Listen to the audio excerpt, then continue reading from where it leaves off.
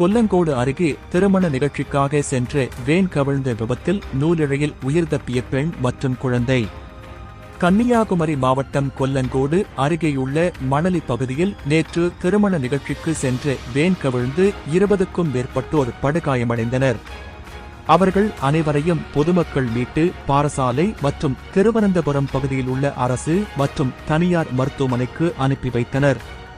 அங்கு அவர்களுக்கு சிகிச்சை அளிக்கப்பட்ட நிலையில் சிலர் அவசர சிகிச்சை பிரிவில் தொடர்ந்து சிகிச்சை பெற்று வருகின்றனர்.